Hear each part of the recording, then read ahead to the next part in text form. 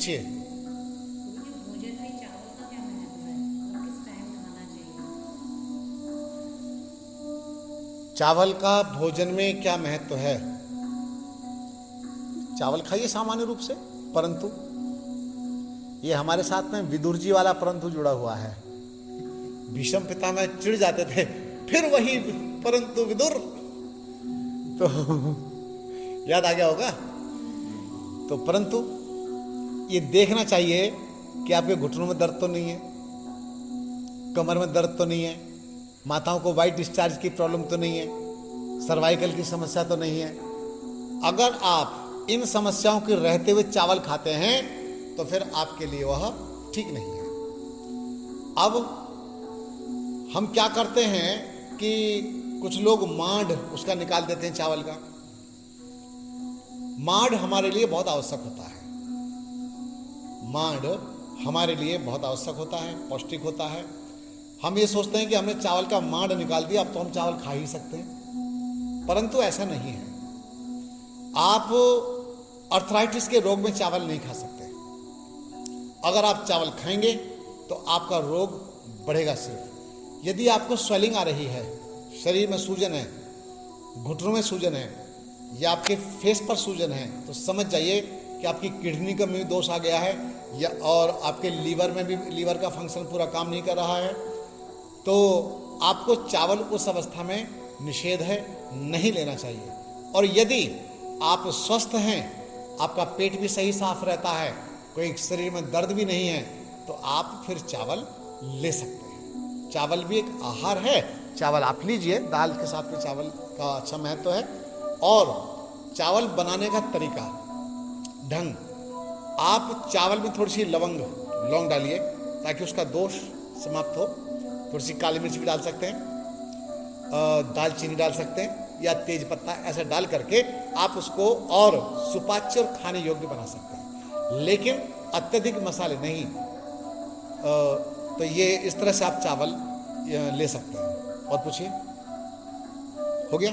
चावल में जो इडली डोसा ये बनाते हैं, चावल में इडली डोसा मतलब उसको एक दिन भिगो करके फिर दूसरे दिन उसका ये करते हैं। अच्छा, देखो, इडली डोसा लिया जा सकता है, परंतु मैं ये कहता हूं कि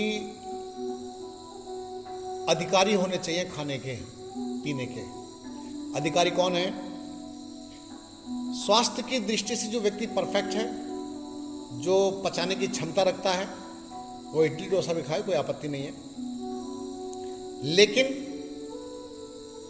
पहले देखना होगा कि आपका शरीर का भार तो नहीं बढ़ रहा। अगर भार बढ़ रहा है तो फिर सतर्क हो जाइए, फिर वो आपको हानि करेगा।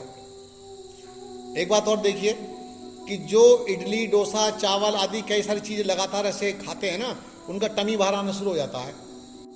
तो इसीलिए हमें अपने स्वास्थ्य को देखते हुए और उचित मात्रा में कितना लेना चाहिए, कितना नहीं लेना चाहिए, इस विवेक के साथ में हमको सेवन करना चाहिए। अब दो चीजें हैं। एक तो पहाड़ों पर रहने वालों का जीवन,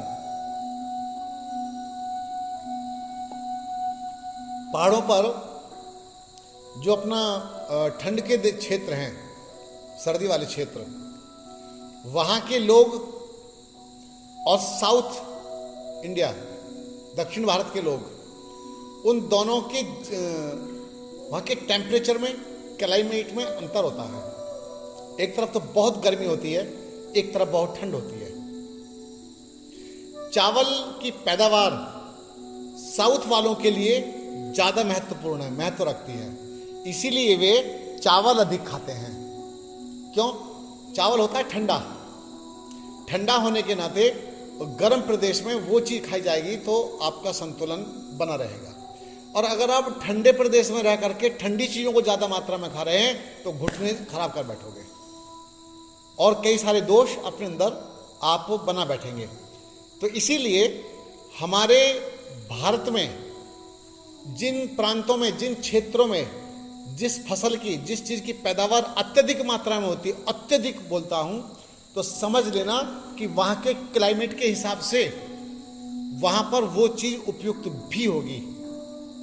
जैसे हमारे जौ पहले बहुत होता था, अब तो जौ कम कर दिया लोगों ने, बोना ही कम कर दिया है और बोते ही नहीं, थोड़े बहुत लोग बोते हैं। और सबसे बड़ी समस्या ये हो गई है कि बो भी रहे होंगे तो ऑर्गेनिक नहीं मिलता, ऑर्गेनिक नहीं, अन्न नहीं मिलता। मैं बार बार एक ही बात कह रहा हूं आजकल कि आंदोलन तो करो, लेकिन किसानों से मैं हाथ जोड़ के प्रार्थना ही कर सकता हूं, मानेंगे तो ठीक, नहीं तो करे जाओ जो करना है सो। तो क्या मेरी प्रार्थना है, पूरे भारत को, देखो किसान अन्नदाता है माना जाता है। अगर मैं एक बात कड़वी कहूं तो हो सकता है किसान मुझे ढूंढते ढूंढते यहां आकर के मुझ पर लठवा जाते। क्यों? अब तो मैं कहने वाला हूं, इसलिए क्योंकि अगर मैं नहीं कहूंगा तो कौन कहेगा। किसान अन्नदाता के साथ साथ अगर मैं ये कहूं कि विषदाता भी हैं तो इसमें अतिशयोक्ति नहीं होगी। विषदाता कैसे हैं? क्योंकि जो खेतों में इतना भारी मात्रा में पेस्टिसाइड डाला जा रहा है, केमिकल डाला जा रहा है, उससे फसल के खेती के जो परत नीचे की जमीन की परतें उस तक में जहर फैल चुका है और वो अन्न फल सब्जी जो भी बोया हुआ है वो वहां से विष को चूस करके विषैला बन रहा है अन्न। और बाकी यूरिया का कितना भारी मात्रा में यूरिया डाला जाता है और कितने कीटनाशक चीजें डाली जाती हैं। ऑर्गेनिक खेती जो गोबर की खाद से तैयार होती थी उसके दर्शन होने बंद हो गए।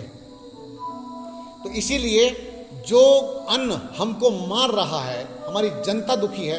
मुझे एक बात बताइए, आपको क्या लगता है सारे समाज को डॉक्टर्स ने दुखी कर रखा है क्या? सारा समाज डॉक्टर के कारण बीमार नहीं है। खाता क्या है समाज? अन्न खाता है ना। उस अन्न को खा करके, विषैले अन्न को खा के, विषैली सब्जियों को खा करके, विषैले फलों को खा करके आज हमारा सारा समाज रोगी हो चुका है। क्या मैं गलत कह रहा हूं? बताइए। हाँ, तो इसीलिए आंदोलन ये होना चाहिए कि हम अपने खेतों में किसी भी प्रकार का केमिकल नहीं डालेंगे और ऑर्गेनिक खेती करके हम समाज को शुद्ध और पवित्र अन्न देंगे। तो मेरे लिए किसान एकदम वंदनीय हैं। बहुत सम्मान के साथ, बहुत आदर के साथ प्रणाम उनको। तो जो ऑर्गेनिक खेती कर रहे हैं, जैविक खेती कर रहे हैं, उनके लिए सादर प्रणाम। लेकिन बाकी मैं किसान बंधुओं से यही कहूंगा कि आप सभी अपने खेतों में विष डालना बंद कर दें और जैविक खेती की ओर अपना कदम बढ़ाएं। वंदे मातरम। भारत माता की जय।